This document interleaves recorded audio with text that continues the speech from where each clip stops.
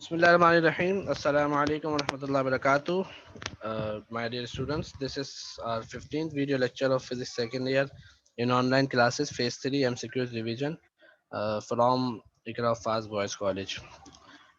हमने chapter number 17 के दो पार्ट किए थे लास्ट लेक्चर्स में, और इंशाल्लाह ये थर्ड पार्ट होगा चैप्टर नंबर 17 का, और आज चैप्टर 17 की एमसीक्यू रिवीजन मुकम्मल हो जाएगी। आगे बढ़ने से पहले मैं चाहूंगा कि कुछ हम एमसीक्यूज के जो फार्मूलाज इस चैप्टर के यूज होंगे उसके एक दफा फिर रिकैप कर। सो चैप्टर का नाम है एडवेंट ऑफ मॉडर्न फिजिक्स।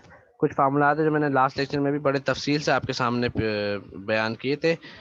एक दफा फिर हम जल्दी से उसका रिकैप कर लेते हैं। मास वेरिएशन का फार्मूला है, और टाइम डायलेशन का फार्मूला ये है, लेंथ कॉन्ट्रैक्शन का फार्मूला ये है, mass energy relation E equal MC square का फार्मूला ये है। इनमें जो टर्मिनोलॉजीज यूज हो रही हैं उन टर्मिनोलॉजीज का जो मतलब है, उन सिंबल्स का जो मतलब है वो हम यहाँ पर मेंशन कर चुके हैं। M not, T not, L और L नॉट का। और ये जो फैक्टर होता है under root 1 - V² upon C², इसका मतलब होता है लॉरेंस फैक्टर। इसकी वैल्यू हमेशा 1 से कम होती है। अगर ये डिनोमिनेटर में आ रहा है इसका मतलब जो मास है ना वो बढ़ जाएगा, क्योंकि इसकी वैल्यू 1 से कम होगी हमेशा लाजमन। तो डिनोमिनेटर में 1 से कम वैल्यू आएगी तो आंसर ऊपर बढ़ जाएगा। तो M 1 से हमेशा ज्यादा होगा, M नॉट से। टाइम भी हमेशा ज्यादा होगा, इंक्रीज होगा। और लेंथ जो है ना वो कम हो जाएगी, क्योंकि ये फैक्टर न्यूमरेटर में आ रहा है। इसके बाद kinetic energy of particle in non inertial frame. Non inertial frame का मतलब होता है वो फ्रेम जो कि एक्सेलरेट कर रहे हैं, वेरिएबल वेलोसिटी से मूव कर रहे हैं। उनका फार्मूलाज ये मेंशन है आपके सामने। स्टेफन लॉ और Rayleigh Jeans law, Wien's displacement law, ये तीनों लॉज आपके कंडेंस सिलेबस में इस साल शामिल नहीं है, आप इनको स्किप कर सकते हैं। Planck's law, E equal H V और E equal H C upon lambda, ये दो फार्मूलाज याद रखें प्लांक्स लॉ के। Relation between light speed, wavelength and frequency, जो हमें रिलेशन मिलता है लाइट स्पीड यानी सी, वेवलेंथ यानी लैम्डा और फ्रीक्वेंसी म्यू के दरमियान, वो ये रिलेशन मिलता है, सी इक्वल म्यू लैम्डा। ठीक है, light speed is equal to frequency times wavelength. Work function का मतलब होता है वो मिनिमम एनर्जी जो कि रिक्वायर्ड होती है फोटोन को, कि वो जब किसी मेटल सरफेस पर हिट करे तो इलेक्ट्रॉन वहां से बाहर निकाल सके, वो मिनिमम एनर्जी वर्क फंक्शन कहलाती है। Phi naught is equal to h mu naught, इसका फॉर्मूला होता है। ये फाई नॉट वर्क फंक्शन है, इसका यूनिट होता है जूल, क्योंकि ये एनर्जी है। एच प्लांक्स कांस्टेंट है, और ये म्यू नॉट फ्रीक्वेंसी है। वो कौन सी फ्रीक्वेंसी है? थ्रेशोल्ड फ्रीक्वेंसी है। थ्रेशोल्ड फ्रीक्वेंसी का मतलब होता है वो मिनिमम फ्रीक्वेंसी जो कि फोटोन को चाहिए होती है, वो फोटोन जो किसी सरफेस पर हिट कर रहा है ताकि फोटो इलेक्ट्रिक इफेक्ट अकर हो।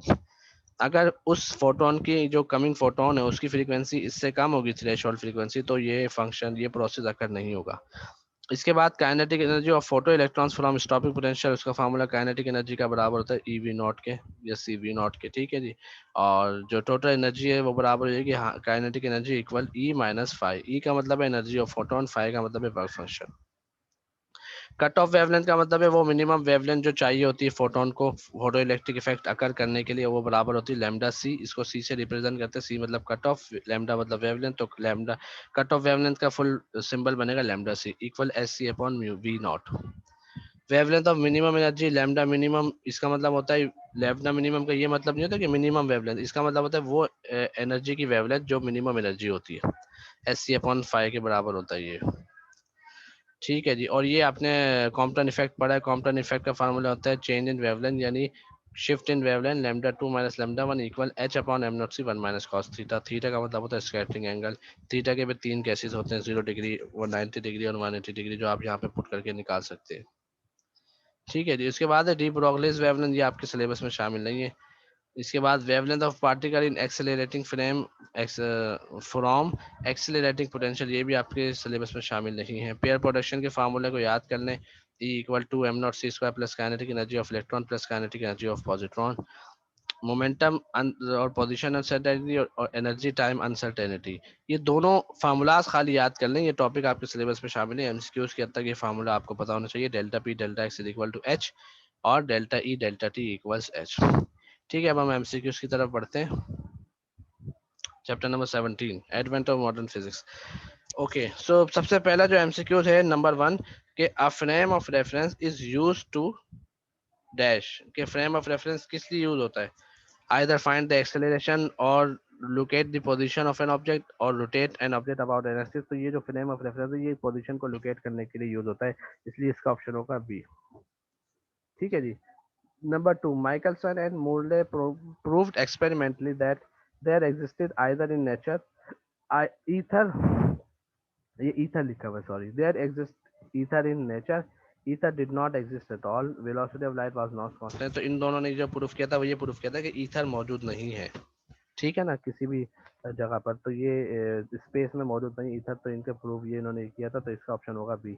नंबर थ्री पे आपसे कह रहे हैं the modern view about motion is that all motion are relative, कि तमाम मोशन रिलेटिव होते हैं, ये बात आपको पता है, कोई भी मोशन एब्सोल्यूट नहीं हो सकता। रिलेटिव का मतलब ये है कि मिसाल के तौर पे अगर कोई इंसान खड़ा हुआ है रेलवे के प्लेटफॉर्म पे और एक ट्रेन जा रही है, तो उस ट्रेन जो जा रही है वो बंदा जो खड़ा हुआ है प्लेटफॉर्म पे, उसे लगेगा कि ट्रेन मूव कर रही है, लेकिन जो ट्रेन के अंदर बैठे हुए हैं उनको लगेगा कि वो प्लेटफॉर्म मूव करके पीछे की तरफ जा रहा है। तो ये दोनों मोशन आपस में रिलेटिव हो गए, एब्सोल्यूट मोशन कोई भी नहीं होता, ठीक है जी। अच्छा, नंबर फोर पे mass of particle moving with velocity of light is, ऐसे पार्टिकल का मास जो कि लाइट की स्पीड से मूव करेगा उसका मास इनफाइनाइट हो जाता है, ठीक है। हमने ये लास्ट लेक्चर में तो समझा भी था फार्मूले में पुट करके। Number five, special theory of relativity suggest that with the increase in the velocity of an object its length decrease, its length contraction होती है तो डिक्रीज होती है कॉन्ट्रैक्शन का मतलब। Number six, according to special theory of relativity which of the following quantities change in velocity, in special theory of relativity के मुताबिक कौन सी इनमें से क्वांटिटी जो कि वेलोसिटी में चेंज होती है, मास चेंज होता है, लेंथ चेंज होता है, टाइम चेंज होती है, तो क्या चेंज होती है, मास भी चेंज होता है, लेंथ भी चेंज होती है, टाइम भी चेंज होता है, इसका मतलब ये सारी की सारी चेंज होती है, ऑल ऑफ द अबव इसका ऑप्शन हो जाएगा। नंबर सेवन पे space and time in special theory of relativity are relative quantities, ये दोनों रिलेटिव क्वांटिटीज हैं, ठीक है। Number eight, Einstein theory of relativity suggest that laws of physics are the same in all inertial frame of reference. Number B, part B, speed of light in free space is universal constant. Part c, speed of light is independent of the speed of the observer. ये तीनों बातें सही हैं, इसलिए इसका option होगा all of the above, ठीक है। नंबर नाइन पे है in which of the following Newton's law of motion are valid, non inertial, accelerated, inertial. तो न्यूटन्स लॉ जो वैलिड होते हैं वो वैलिड होते हैं इनर्शियल फ्रेम ऑफ रेफरेंस में सिर्फ, ठीक है जी। नंबर टेन है a non inertial frame of reference is the one which move with some acceleration which is always rest on earth which move uniform university. तो इसका answer होगा some acceleration के साथ जो मूव कर रहा है वो कहलाता है non inertial. Inertial frame of reference वो होता है जो कि रेस्ट पर हो या यूनिफॉर्म वेलोसिटी से मूव कर रहा हो, तो नॉन इनर्शियल वो होता है जो एक्सेलरेशन के साथ मूव कर रहा हो, ठीक है। Number 11, inertial frame of reference is the one which has zero acceleration which is at rest which move with uniform velocity। ये तीनों बातें सही है, एक ही बात है। जाहिर सी बात है जो चीज रेस्ट पे होगी उसका एक्सेलरेशन जीरो होगा, और जो चीज यूनिफॉर्म वेलोसिटी से मूव कर रही होगी उसका भी एक्सेलरेशन जीरो होगा। नंबर 12 पे relativistic kinetic energy of a particle is given by, relativistic का मतलब होता है डिफरेंस वाली, यानी E equals m minus am not C square, ये रिलेटिविस्टिक काइनेटिक एनर्जी हो जाएगी, ठीक है ना। अगर आपसे पूछा जाए रेस्ट काइनेटिक एनर्जी तो ये आंसर होगा, और रिलेटिविस्टिक पूछा जाए तो होगा E इक्वल्स ब्रैकेट में M minus am not C square. Number 13 पे in photo electric effect the kinetic energy of the electron is directly proportional to the dash of incident of light, frequency of incident of light. जो kinetic energy है वो frequency of light के directly proportional होती है, ठीक है जी। इसके बाद है number 14, which of the following will be a good absorber of heat radiation, इनमें से कौन सा जो है वो गुड ऑब्जॉर्बर होगा हीट रेडिएशन का, a light blue, polish plate, white sweater jacket, a black jacket. White sweater, a black jacket, तो ब्लैक जैकेट जहाँ ब्लैक कलर होगा जाहिर सी बात है वो ज़्यादा हीट को एब्जॉर्ब करेगा अपने अंदर, इसलिए हमें ब्लैक सूट में ज़्यादा गर्मी लगती है क्योंकि वो हीट को एब्जॉर्ब करता है। नंबर 15 पे विच of the following is correct, a perfect black body when hot emits full radiations, a perfect black body is one which absorbs all the radiation falling on it, black body radiation are also called temperature radiation। तो ये सारी बातें सही है, तो इसलिए all of the above answer होगा इसका। Number 16, the speed of photon is less than speed of light, equal to speed of light, greater than speed of light. तो इसकी जो स्पीड होती है फोटोन, चूंकि फोटोन भी एक लाइट ही है, इसकी स्पीड लाइट की स्पीड के बराबर होती है, एनर्जी है फोटोन, ठीक है। Number 17, amount of energy related due to complete breaking of 1 kg of metal is, अगर हमने 1 किलोग्राम का कोई मेटल है उसको ब्रेक करना है, तो अमाउंट ऑफ एनर्जी जो हमें रिलेट करनी होगी, यानी जो दरकार होगी, वो कितनी हो सकती है? 3 एक्सपोनेंट 8, 3 एक्सपोनेंट 10, 9 एक्सपोनेंट 20, 9 एक्सपोनेंट 16। तो जाहिर सी बात है, अगर हमने अमाउंट ऑफ एनर्जी निकालनी है 1 किलोग्राम ऑफ मैटर की, उसको ब्रेक करने के लिए, तो उसके लिए हमें कितनी चाहिए होगी? 9 एक्सपोनेंट 16 जूल्स चाहिए होगी। ठीक हो गया? ये फार्मूले से हम निकालेंगे तो हमारे पास आंसर आ जाएगा 9 एक्सपोनेंट 16 जूल्स। ठीक है, इसके बाद है number 18। According to Einstein theory the speed of light is not a universal constant, is a universal constant, is not same for every observer. तो ये वाली बात सही है कि एक ये यूनिवर्सल कांस्टेंट है, ये सारे ऑब्जर्वर के लिए सेम होती है स्पीड ऑफ लाइट। ये ना कम होती है ना ज़्यादा होती है, ना मूव करने से कम होती है, ना स्टेशनरी रहने से कम ज़्यादा होती है। ये हर ऑब्जर्वर के लिए हर जगह पर सेम रहती है और इसकी वैल्यू होती है 3 exponent 8 metres per second. Number 19 पर है the amount of energy required to eject photo electron from metal surface is called work function.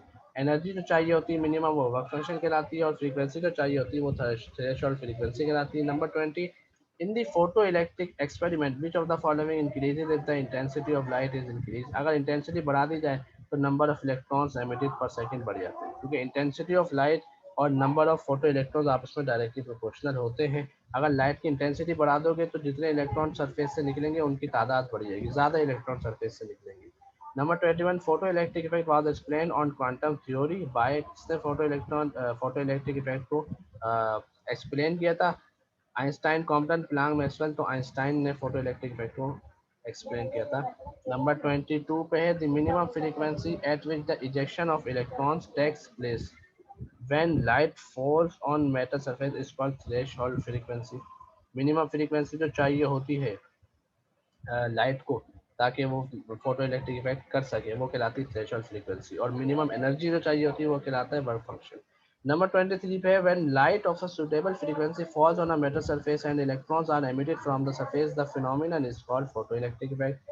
ये फोटो इलेक्ट्रिक इफेक्ट की डेफिनेशन है कि अगर लाइट किसी सरफेस पे पड़ती है, वहाँ से इलेक्ट्रॉन्स एमिट आउट करती है, तो वो प्रोसेस कहलाता है फोटो इलेक्ट्रिक।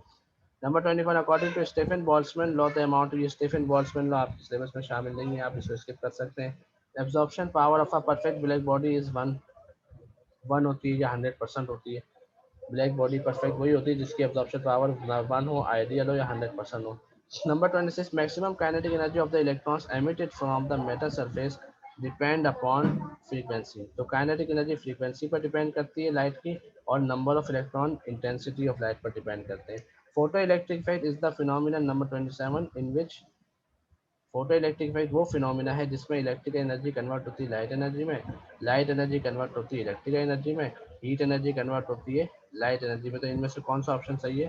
तो दूसरा वाला ऑप्शन सही है कि लाइट एनर्जी, जो लाइट आके फॉल कर रही होती है, वो इलेक्ट्रिकल एनर्जी में कन्वर्ट होती है, क्योंकि वो इलेक्ट्रॉन्स को आगे मूव करवाती है काइनेटिक एनर्जी से। ठीक है, नंबर 28 पे the photo electric effect current depends upon intensity of light as it varies inversely as intensity, it varies directly as intensity, it is independent of intensity, it varies directly as intensity squared। यानी अगर photo electric current की बात की जाए तो वो intensity of light पर किस तरह डिपेंड करता है? तो वो डायरेक्टली डिपेंड करता है इंटेंसिटी ऑफ लाइट पर। जितनी लाइट की इंटेंसिटी ज़्यादा होगी, फोटो इलेक्ट्रिक करंट उतना होगा, यानी ऑप्शन बी सही आंसर है इसका। नंबर 29 पे photo electric effect is obtain most conveniently with visible light, infrared light, ultraviolet light, radio wave. तो इसका आंसर होगा अल्ट्रावायलेट। अल्ट्रावायलेट लाइट से फोटो इलेक्ट्रिक इफेक्ट बहुत ज़्यादा इस्तेमाल अकर होता है। नंबर 30 इन फोटो इलेक्ट्रिक इफेक्ट, आप गौर करें तो देखिए फोटो इलेक्ट्रिक इफेक्ट के बहुत सारे एमसीक्यूज आ रहे हैं, तो ये जो प्रोसेस है आपको अच्छी तरह से समझ आना चाहिए और इसको अच्छी तरह आप याद कर लें, क्योंकि एमसीक्यूज इस टॉपिक से बहुत आते हैं। नंबर 30 पे in photo electric effect the work function is same for all material, different for different metal. तो जाहिर सी बात है हर मेटल का वर्क फंक्शन डिफरेंट होता है। नंबर 31 पे number of electron ejected and light falls on metal surface is directly proportional to intensity of incident light. जाहिर सी बात है हम पहले भी कर चुके हैं। Number 32 materialisation of energy occurs in the process of, materialisation का मतलब है एनर्जी को मटीरियल्स में कन्वर्ट करना। तो वो पेयर प्रोडक्शन में होता है कि दो पेयर प्रोड्यूस हो जाते हैं, यानी इलेक्ट्रॉन और पॉजिट्रॉन का पेयर बनता है। और ये किस वजह से बनता है? ये फोटोन टूटता है तो बनता है। तो पेयर प्रोडक्शन वो प्रोसेस है जिसमें एनर्जी मटीरियलाइज हो रही है, यानी मैटर में कन्वर्ट हो रही है। नंबर 33 पे minimum energy required by a photon to produce an electron positron pair is 1.02 mega electron volt, ये मिनिमम एनर्जी चाहिए होती है। नंबर 34 पे phenomenon of disintegration of photon और striking a nucleus into an electron and positron is called, ऐसा process जिसमें एक photon टूट जाता है न्यूक्लियस से टकराने के बाद एक इलेक्ट्रॉन में और एक पॉजिट्रॉन में, यानी एक पेयर बना देता है, तो ये प्रोसेस कहलाता है पेयर प्रोडक्शन। ठीक है। Number 35, a positron is an electron, an antiparticle of electron, a proton और a neutral पार्टिकल। इनमें से क्या होता है फोटोन पॉजिट्रॉन, तो जाहिर सी बात है वो प्रोटॉन तो नहीं होता, वो इलेक्ट्रॉन का एंटी पार्टिकल होता है, यानी इसको आप पॉजिट्रॉन इसीलिए ये कहते हैं कि ये प्रोटॉन नहीं होता। अगर ये प्रोटॉन होता तो इसको डायरेक्ट प्रोटॉन कह देते, पॉजिट्रॉन ना कहते। तो ये इलेक्ट्रॉन के मुकाबले में पैदा होता है, इसलिए इसको हम एंटी पार्टिकल ऑफ इलेक्ट्रॉन कहेंगे। Number 36, Compton effect is explain on the particle nature of radiation, wave nature of radiation, particle in wave nature of radiation. तो इसका आंसर क्या होना चाहिए कि जो कॉम्पटन इफेक्ट होता है, आप पहले याद करें कि उसमें होता क्या है कि वो फोटोन आके एक इलेक्ट्रॉन को हिट करता है, इसका मतलब है वो पार्टिकल है, पार्टिकल ही हिट कर सकता है, वेव हिट नहीं कर सकती। तो पार्टिकल नेचर ऑन रेडिएशन यहाँ पे डिस्कस होती है कॉम्पटन इफेक्ट में। नंबर 37 पे, the phenomenon in which x-ray photon is scattered from an electron, the scattered photon having the smaller frequency than the incident photon, इसको लिए कॉम्पटन इफेक्ट होता है कि जिसमें जब स्कैटरिंग होती है यानी इंसिडेंट होता है, कोलिजन होती है, तो वो स्ट्राइक करने के बाद सर्टेन एंगल पे मूव कर जाता है। नंबर 38 पे, momentum of a photon having frequency mu is, momentum का फार्मूला आपने याद होगा, पीछे पढ़ा भी था, एच म्यू अपॉन सी होता है। Photo cell is a device, ये आपके सिलेबस में शामिल नहीं है। Phenomenon in which the masses of an electron and positron combine as energy of two proton is called, ऐसा प्रोसेस जिसमें इलेक्ट्रॉन और पॉजिट्रॉन के मासेस कंबाइन होते हैं, तो वो कहलाता है एनिहिलेशन ऑफ मैटर। ये पेयर प्रोडक्शन का उल्टा होता है, पेयर प्रोडक्शन में दो पेयर्स बन रहे होते हैं, यहाँ पे पेयर्स कंबाइन हो रहे हैं। नंबर 41 पे है, the reverse process of photo electric effect is called pair production, Compton effect, annihilation, x-ray. यहाँ आपसे पूछा जा रहा है कि कौन सा प्रोसेस इनमें से रिवर्स प्रोसेस होता है फोटो इलेक्ट्रिक इफेक्ट का, तो एक्सरे होता है फोटो इलेक्ट्रिक इफेक्ट का रिवर्स प्रोसेस। ठीक है जी। तो अब 41 तक हमने कर लिए, मैं आपके सामने कुछ मजीद एमसीक्यूज रख रहा हूँ, और इसमें 42 है, when an electron and a positron are annihilated then the number of gamma ray photon produce is, ये आपके सिलेबस में देखें तो इससे आगे जितना भी है वो शामिल नहीं है। डी ब्रोगले वगैरह, डेविसन एंड गर्मन एक्सपेरिमेंट और हेजनबर्ग अनसर्टेनिटी, ये आपके सिलेबस में शामिल नहीं है। आखिरी वाला देख लेते हैं। Number 14, photon is the name given to a proton an electron a positron a quantum of radiation, a quantum of radiation को फोटोन नाम दिया गया है। उम्मीद है ये एमसीक्यूज आपको क्लियर हो गए होंगे। चैप्टर 17 के 3 पार्ट में हमने तमाम तरीके के एमसीक्यूज तकरीबन सॉल्व कर लिए, और जो न्यूमेरिकल्स टाइप के एमसीक्यूज है वो आप एग्जाम्पल जो इस चैप्टर की वहाँ से आप समझ लीजिएगा बुक में से, तो इंशाल्लाह आपकी चैप्टर 17 के एमसीक्यूज की बहुत अच्छी तैयारी हो जाएगी। आप देख सकते हैं फोटो इलेक्ट्रिक इफेक्ट के बहुत ज़्यादा एमसीक्यूज हैं, तो इस प्रोसेस को अच्छी तरीके से आप याद ज़रूर कीजिएगा। ठीक है जी, अस्सलाम वालेकुम वरहमतुल्लाहि वबरकातुहू।